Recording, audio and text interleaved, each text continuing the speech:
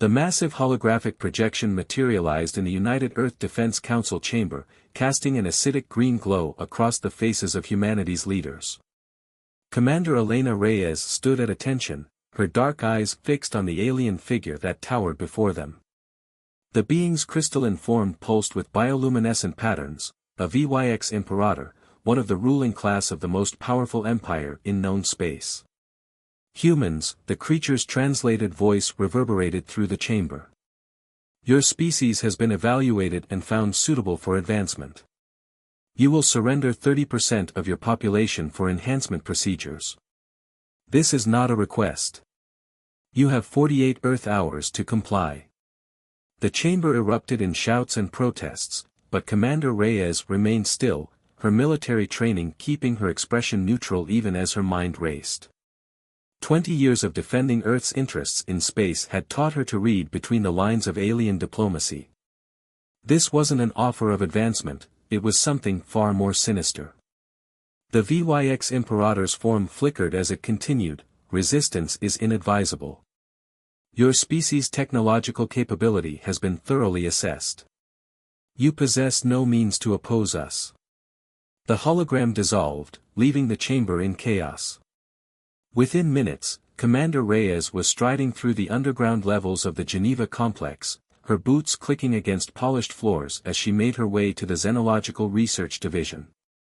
Dr. Hanzo Takeda was already waiting in his lab, his usually immaculate white coat wrinkled from what had clearly been a sleepless night. "Commander," he greeted her, his voice tight with urgency. "I've decoded more of the encrypted transmissions we intercepted from their scout vessels. You need to see this." His fingers flew across holographic controls, bringing up streams of alien data. "They're lying about everything," Takeda continued, pushing his gray-streaked hair back from his forehead. "The VYX aren't interested in advancement, they're harvesting species for biological components. They integrate useful genetic traits into their own population, then discard what remains." Reyes felt her jaw tighten. "Show me everything." For the next hour, they pored over the decoded transmissions. The VYX had done this before, dozens of times. Peaceful species who accepted their offer were systematically broken down, their populations processed into raw materials for VYX evolution. Those who resisted were crushed by overwhelming force, their planets stripped bare. But something caught Reyes' attention. "Wait," she said, pointing to a particular data stream. "Their attack patterns are repeated. The same tactics, the same approaches, over and over. They're not adapting." Takeda's eyes widened with understanding. They've never needed to adapt.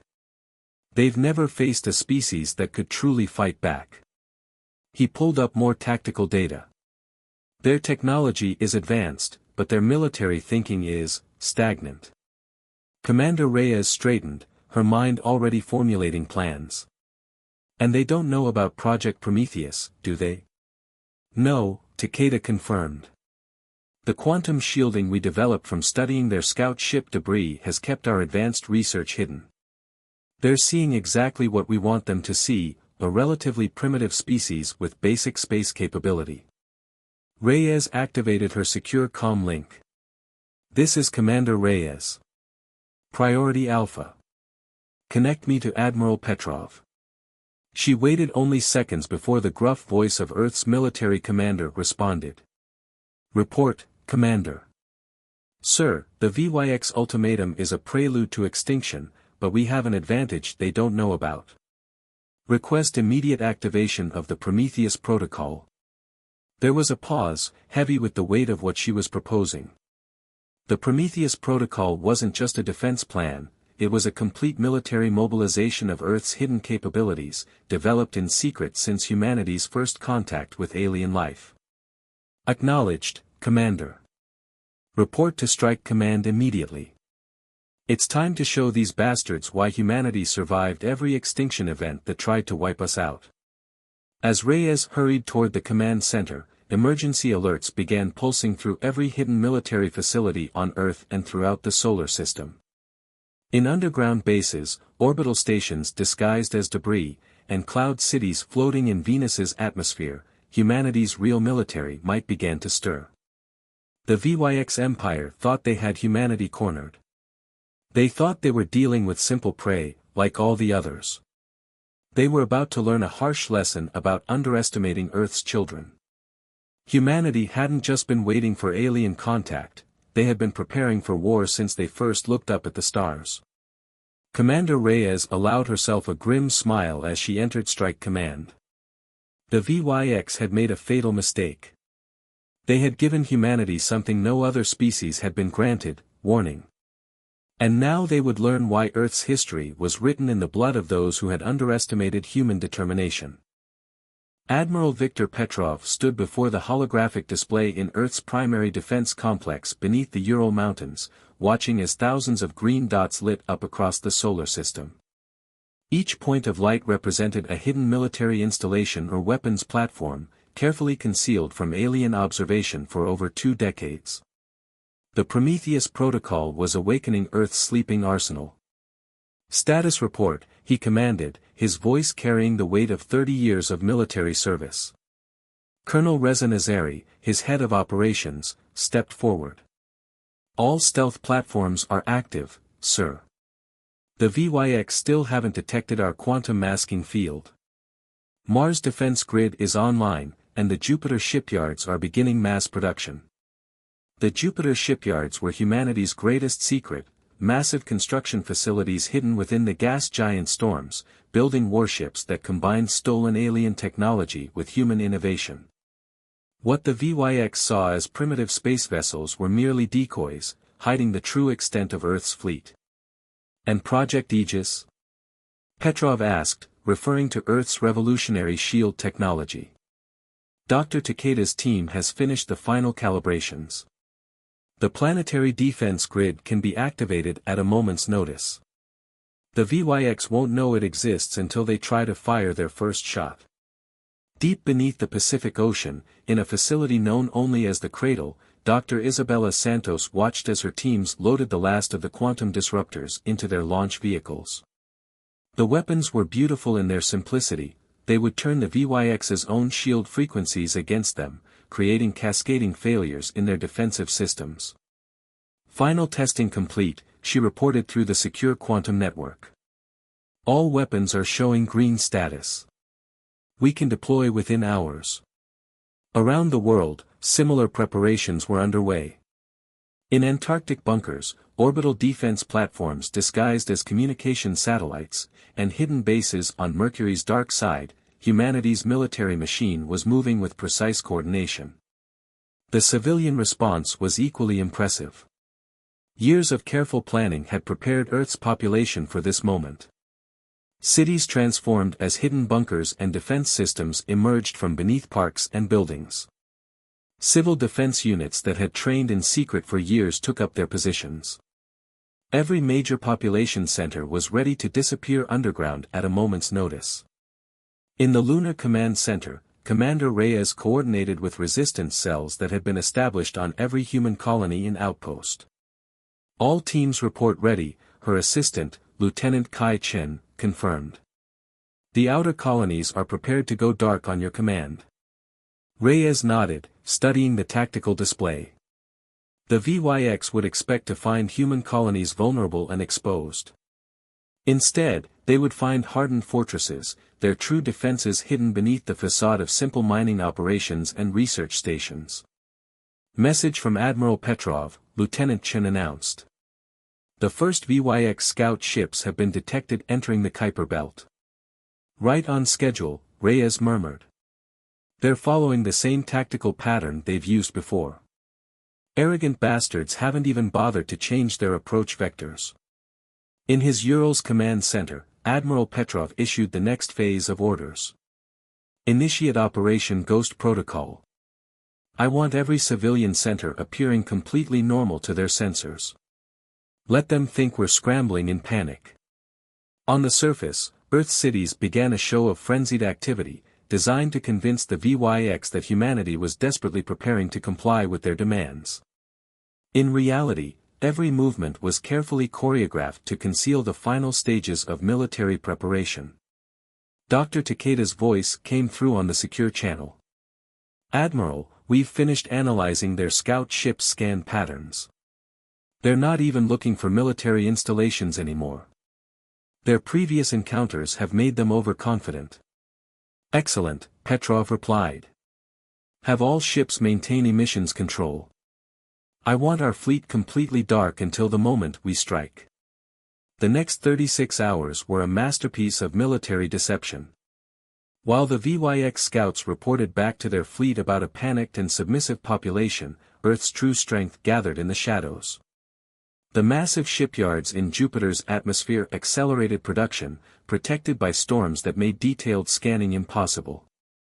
The quantum network that connected Earth's military forces remained undetected, its signals hidden within the normal background radiation of space. Commander Reyes supervised the final deployment of the orbital defense grid, her teams working with practiced efficiency. Each satellite appeared to be nothing more than debris or outdated communication equipment, but contained weapons that could tear through VYX shields like paper. "They're making their final approach," Lieutenant Chen reported. "Main invasion fleet will arrive in 12 hours. Reyes allowed herself a small smile. "Send word to all commands. Operation Silent Sword is now active." Around the solar system, humanity's hidden forces acknowledged the order. The trap was set. In the Urals, Admiral Petrov stood before his assembled command staff. "The VYX Empire thinks they're about to harvest another helpless species," he declared. "Instead, they're about to learn why humanity has survived every disaster that's ever tried to wipe us out. We're not just fighting for survival, we're fighting for every species these monsters have destroyed." The countdown began. In 12 hours, the VYX would arrive expecting to find a defeated planet ready for harvest. Instead, they would face the full fury of a species that had spent decades preparing for this very moment. The sleeping giant wasn't just awake, it was ready for war. The VYX invasion fleet dropped out of hyperspace in a display of overwhelming force. 500 massive crystalline ships arranged themselves in attack formation around Earth, their hulls gleaming with barely contained energy. On his flagship, High Commander Zextal watched the blue planet with cold satisfaction. "Begin the standard intimidation protocol," he ordered. "Let these primitives witness true power." The VYX ships activated their energy shields simultaneously, creating a spectacular light show visible from Earth's surface. It was a display that had broken the will of countless species before, but Earth's response was not what they expected. In his underground command center, Admiral Petrov watched the enemy fleet's formation with practiced eyes. "Status of Operation Silent Sword. All systems ready," Colonel Nazari reported. "The VYX fleet is perfectly positioned. They haven't detected any of our defensive measures." Petrov's voice was steady as he gave the order that would change the galaxy forever. "Execute."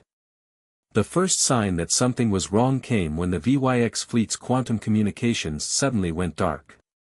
High Commander Zextal's crystalline form pulsed with anger as his bridge crew scrambled to restore communications. "Impossible," he snarled. "These primitives can't possibly." His words were cut short as thousands of previously invisible satellites activated simultaneously. Each one released a precise burst of quantum interference, created using reverse-engineered VYX technology. The carefully constructed network formed a web of disruption that isolated every VYX ship from communicating with each other. Commander Reyes stood in her lunar command center, watching the chaos unfold. "Execute Phase 2, she ordered. "Show them what human electronic warfare really looks like." Dr. Santos's quantum disruptors activated next. The VYX fleet's sophisticated systems began failing one by one as targeted electromagnetic pulses, designed using their own technology, swept through their ships. Shields flickered and weapons lost power as human-modified viruses invaded their neural networks. "This cannot be." Zextal raged as his flagship's systems crashed. "They are merely..."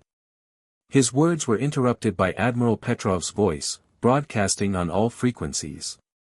This is Earth Defense Command to VYX Invasion Fleet.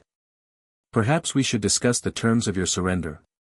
From Jupiter's atmosphere, humanity's true fleet emerged. The ships were smaller than the VYX vessels but moved with deadly precision, their black hulls absorbing all forms of radiation. Each one was armed with weapons specifically designed to exploit weaknesses in VYX technology. Colonel Diana Patel led the first attack wing, her voice calm as she gave the order, "All ships, execute attack pattern Omega. Target their shield generators first." The human fleet struck with devastating effectiveness. Beams of concentrated energy bypassed VYX shields completely, using the very same frequencies they had thought were their secret. The first VYX ship exploded as its reactor overloaded, its crystalline structure shattering into countless pieces. In orbit around Mars, the hidden defense platforms revealed themselves, launching swarms of autonomous combat drones. The machines darted between the massive VYX ships, targeting vulnerable points with surgical precision. Multiple VYX vessels attempting emergency jumps, Lieutenant Chen reported from Lunar Command. "Not today," Commander Reyes responded. "Activate the quantum anchor network." The VYX ship's hyperspace drives failed as Earth's hidden technology created localized disruptions in spacetime. They were trapped, their superior technology rendered useless by human ingenuity and preparation.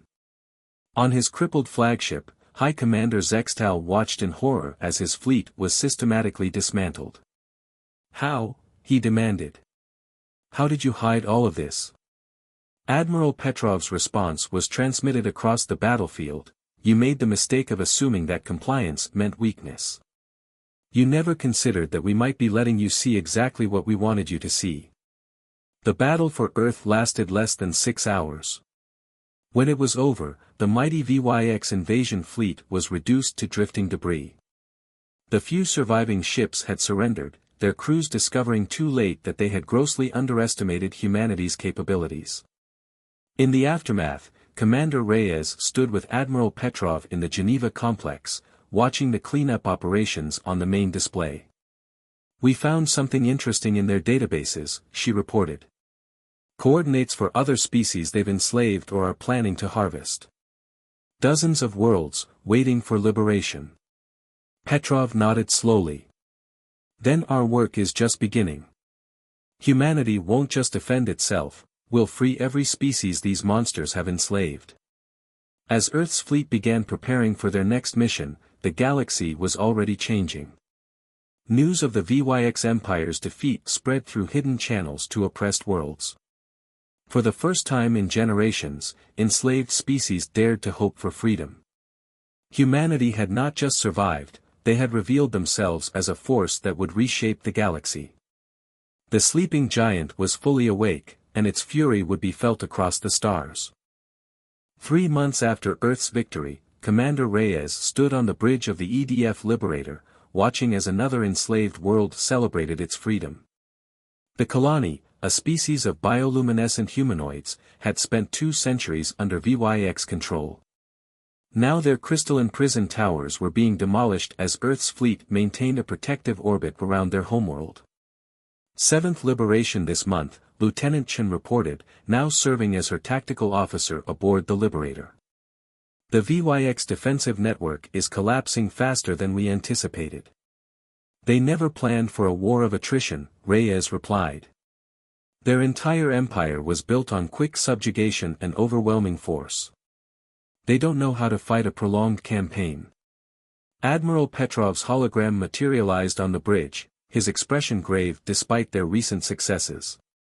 "Commander, we've confirmed reports from our deep space reconnaissance. The VYX are abandoning their outer territories, consolidating their forces around their core worlds. They're learning," Reyes observed. "Finally adapting their tactics." "Indeed. But we've also received something unexpected, a transmission from their ruling council. They're requesting negotiations." In the ship's research bay, Dr. Takeda analyzed the transmission data. "It's not just a diplomatic request," he explained to the gathered command staff. "They're scared. Our liberation campaign has revealed something they've tried to hide for millennia: they're not invincible. The VYX Empire's carefully constructed image of unstoppable power was cracking. Each liberated world provided Earth with more intelligence, more technology, and more allies. Species that had been harvested for their biological and technological achievements now offered their knowledge freely to their liberators. On the agricultural world of Nexus 2, Colonel Nazari coordinated with the newly formed Alliance Defense Force, a coalition of liberated species united under Earth's leadership. The reptilian Sarkis provided advanced energy weapons, while the silicon-based Quartz Collective shared their expertise in quantum computing. The VYX used our strengths against us, explained Sarki's warchief Tal, her scaled skin reflecting the alien sunlight. They took our achievements and twisted them for their own evolution. Now we will use our knowledge to ensure they can never enslave another world. Earth's strategy was working. Instead of attempting to match the VYX Empire's size, they were systematically dismantling its foundation of fear and control. Each liberation sparked more resistance, more defections, more worlds reaching out through hidden channels asking for help. But the VYX were not defeated yet. Their response to humanity's campaign was brutal and desperate. On the colony world of New Terra, Commander Reyes witnessed the aftermath of their new strategy: civilian populations targeted in an attempt to force Earth's fleet to abandon its offensive. They think they can break our resolve by threatening our people, she told her crew as they surveyed the damage. They still don't understand what they're dealing with. Humanity doesn't break, we get angry. The response to the VYX atrocities was swift and devastating. Earth unveiled another weapon they had kept in reserve: the quantum plague. Engineered by Dr. Santos's team, it targeted the modified genetics of the VYX ruling class, unraveling the stolen biological advantages they had harvested from other species. Poetic justice, Dr. Santos remarked as reports came in of VYX commanders losing their enhanced abilities. They wanted to harvest humanity's genetic potential. Instead, we found a way to strip them of their stolen evolution. The Alliance fleet pressed its advantage, pushing deeper into VYX territory. Each victory brought more defections from subjugated worlds and even some VYX themselves, younger members of their species who had grown disillusioned with their empire's cruelty. Admiral Petrov coordinated the campaign from the new Alliance Command Center on Mars, where representatives from 20 liberated species now work together. The combined knowledge and technology of these former slaves was transforming warfare faster than the VYX could adapt. Their council is fracturing, reported a Quartz Collective analyst, their crystalline form pulsing with data patterns. Multiple factions are emerging. Some advocate submission to Alliance demands, others call for fighting to the last ship. Commander Reyes studied the tactical displays showing the VYX Empire's shrinking territory. They still don't realize that this isn't about conquest. We're not interested in building an empire, we're dismantling one. The liberation campaign had evolved into something more than just revenge. Earth was reshaping galactic civilization, replacing the VYX Empire's hierarchy of fear and domination with an alliance of equals. Species that had been enemies under VYX rule now work together, combining their strengths instead of competing for survival. As the Liberator prepared to join the fleet gathering for an assault on the VYX core worlds, Commander Reyes received a priority transmission from Admiral Petrov. The message was brief but confirmed what they had all been working toward: the location of the VYX homeworld had been discovered. The final battle for galactic freedom was about to begin. The sleeping giant hadn't just awakened, it had roused an entire galaxy to fight for its liberty. The VYX homeworld hung like a corrupted jewel in space, its crystalline surface reflecting the light of 3 suns. Around it, the combined fleets of the Alliance gathered in numbers not seen since the dawn of galactic civilization. Ships of every liberated species formed battle groups under Earth's coordination, their diverse designs united in purpose. Admiral Petrov stood on the bridge of the EDF Prometheus, now the Alliance flagship, as final battle preparations were made. "Status report," he commanded. "All fleet elements in position, Commander Reyes responded from her tactical station. The Sarkis battle groups are ready on the left flank. Quartz collective ships have taken up position on the right. Earth forces will lead the central thrust. The VYX had transformed their homeworld into a fortress, surrounding it with automated defense platforms and crystalline warships. But something was different about their formation. Desperation had replaced their usual arrogance. Enemy communications intercepted, Lieutenant Chen announced. They're arguing among themselves.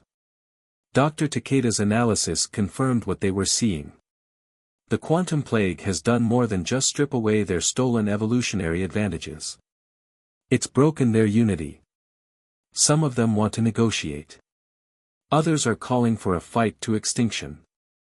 The choice was made for them when a massive energy surge erupted from the planet's surface. The VYX hardliners had activated their doomsday weapon, a device designed to trigger a quantum cascade that would destroy not just their world, but potentially spread through hyperspace to other systems. All ships, execute Emergency Protocol Omega. Admiral Petrov's order cut through all channels.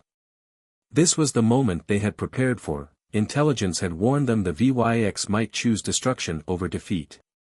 Commander Reyes's fingers flew across her console, activating the quantum dampening field they had developed. Humanity's greatest achievement wasn't their weapons or ships, it was their ability to turn their enemies' technology against them. Dampening field holding, she reported. The cascade is contained to their system. The battle that followed was unlike anything the galaxy had ever seen. The Alliance fleet moved with coordinated precision, each species contributing their unique strengths. Sarkis energy weapons cut through VYX shields, while Quartz collective ships used their crystalline nature to disrupt VYX communications on their own frequencies.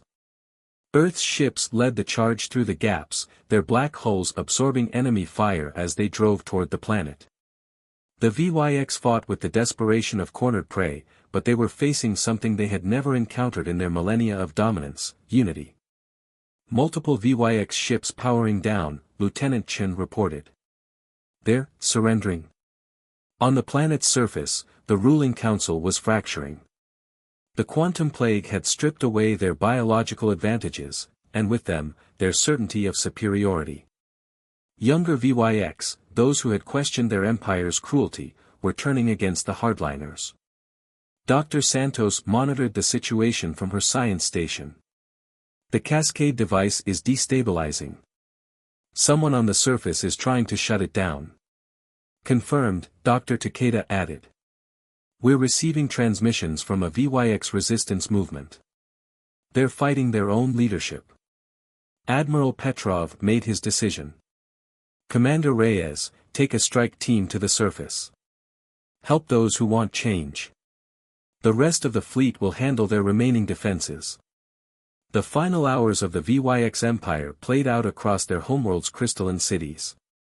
Commander Reyes led Earth's special forces alongside VYX rebels, fighting to reach the cascade device before it could detonate.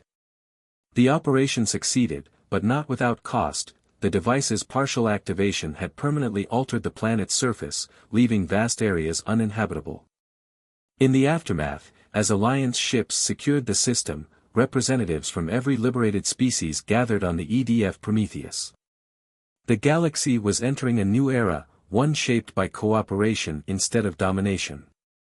Admiral Petrov addressed the assembled delegates. Today marks not just the end of the VYX Empire, but the beginning of something greater. Earth didn't wake up to conquer, we woke up to free.